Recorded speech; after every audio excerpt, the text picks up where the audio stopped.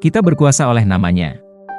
Dan sekarang Dia ditinggikan sebagai yang pertama di atas setiap penguasa, otoritas, pemerintahan, dan wilayah kekuasaan yang ada.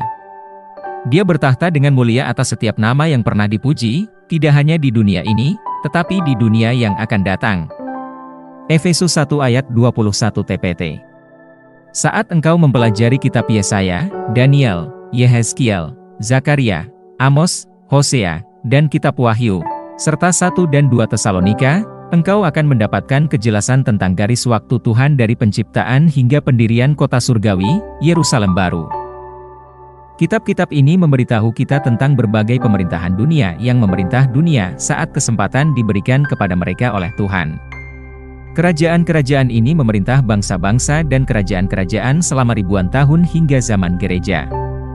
Tuhan tidak memberikan kesempatan kepada individu atau kelompok manapun untuk memerintah dunia pada zaman gereja.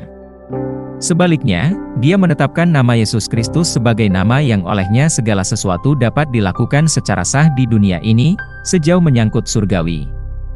Zaman gereja secara eksklusif diserahkan kepada nama Yesus Kristus. Namanya digunakan untuk mengatur hal-hal di surga, di bumi, dan di bawah bumi. Jadi, kitalah yang bertanggung jawab dan mengendalikan hal-hal di dunia ini, kitalah yang menentukan nasib bangsa-bangsa, bukan setan. Sampai pengangkatan gereja, kita memiliki keputusan akhir tentang apa yang akan terjadi dengan dunia kita.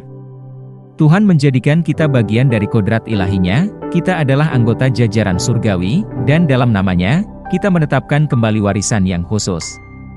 Itu rencana Tuhan. Setan tidak akan mampu memaksakan kehendaknya dan mengerahkan pengaruhnya pada bangsa-bangsa selama kita masih ada di dunia ini. Kita dapat mengenali pekerjaan dan siasatnya melalui hikmat firman Tuhan.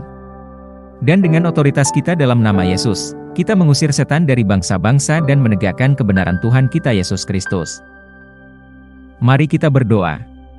Nama Yesus adalah nama di atas segala nama, namanya lebih besar dari setiap penguasa, otoritas, pemerintahan, dan wilayah kekuasaan yang ada. Namanya menggantikan anggota tubuh yang lumpuh, membuka mata yang buta, membuka telinga yang tuli, dan membangkitkan yang mati. Dalam nama Yesus, aku menyatakan bahwa ada kedamaian, keutuhan, kesehatan, kesembuhan, kemakmuran dan kelimpahan di negara-negara di bumi, dan kebaikan Tuhan terus dialami di negara-negara tersebut. Terpujilah Tuhan.